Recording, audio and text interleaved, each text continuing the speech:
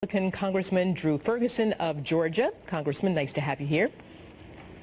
Good afternoon. Nice to be with you today. Thank you very much. So we'll start here. As a member of the Budget as well as the Transportation and Infrastructure Committees, you, I understand, are assessing the repeal and replacement of Obamacare from the standpoint of spending. So with that in mind, Congressman, where do you stand on the current GOP Senate health care bill? Well, the thing that I want to emphasize as much as we can is that we've got to recognize that the Affordable Care Act continues to fail. Right here in my home state of Georgia, we have 96 counties that only have one insurer, and we're looking at almost 40% increases in our rates for next year here in the state of Georgia. So we have got to get some relief. Every time that I come home, our small business owners and our families are telling us that the Affordable Care Act is hurting them, and they have got to have some relief.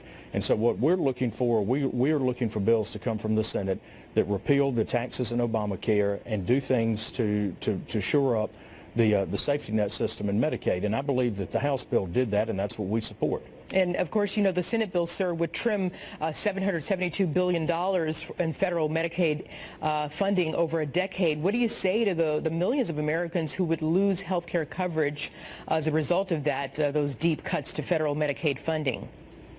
Well, Arthella, if I respectfully disagree with that position, I will tell you that what we're doing is slowing the growth of Medicaid, and that's something that we have to do. We are $20 trillion in debt as a nation, and we have a real serious issue with our mandatory spending curve, and continuing to grow Medicaid and expand it the way that the Obamacare legislation did, quietly is unsustainable, and it will create a situation where we won't be able to keep any of our promises to the most vulnerable in our community, and that's just not right, and I think we've got to correct that. And what do you think, sir, about having more control there in your state in terms of what happens to Medicaid, how it's funded, and where it's provided, and especially in rural areas of Georgia? Well, we know that states know better how to take care of their own populations, much more so than the federal government. We know here in Georgia that if we can create competition, we know that we can do things in a very innovative way to address the health care needs of Georgians. The solutions are found more at the local and the state levels than they are in D.C. In any legislation that comes from the Senate, we want to make sure that states have the flexibility to address the needs of their citizens. So in addition to that, when you're talking about cuts, additions, and compromises, what would you like to see tossed back to the House? And are you confident that the Senate will actually vote on something to hand over?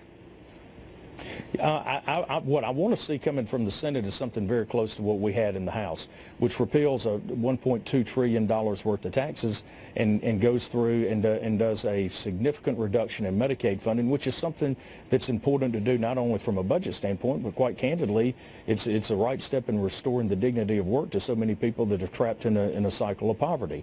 And yes, I do believe the Senate will get us a product that the House can consider, and I am excited about getting that bill to the president's desk. As he said, he is sitting there with a pen anxiously waiting to sign it. So yes, I do think that they will, and I think that the senators on the other side are going to work very hard. They're going to find that very sweet spot that's the first step in rebuilding our American healthcare system the same way the House did.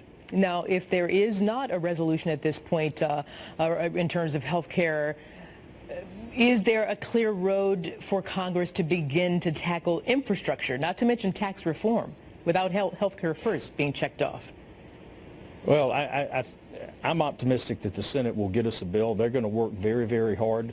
The senators, just like the House members, are working to represent their constituencies, and I think that I think that they will, in fact, get us a product to vote on.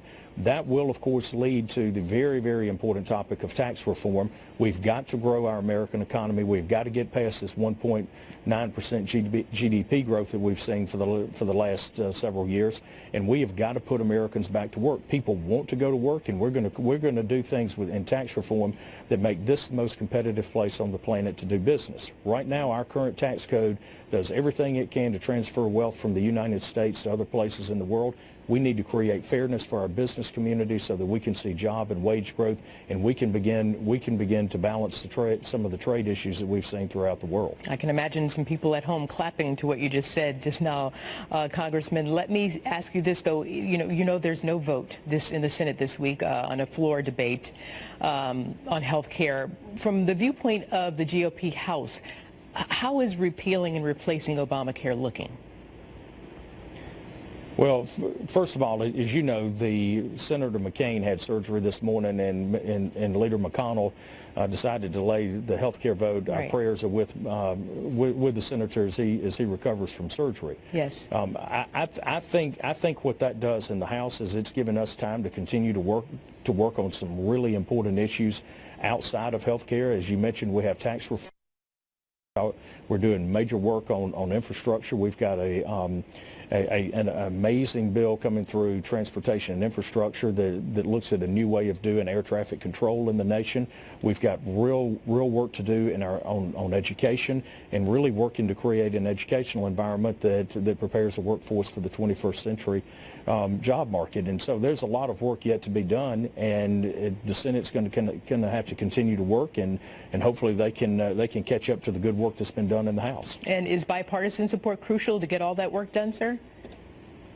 Well, we've seen a lot of good bipartisan bills come out of the House already.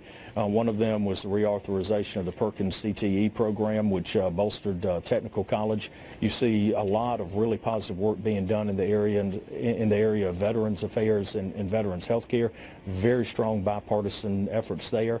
We would welcome Democrats coming over and recognizing that we've got to go in a different direction than a single-payer system on health care.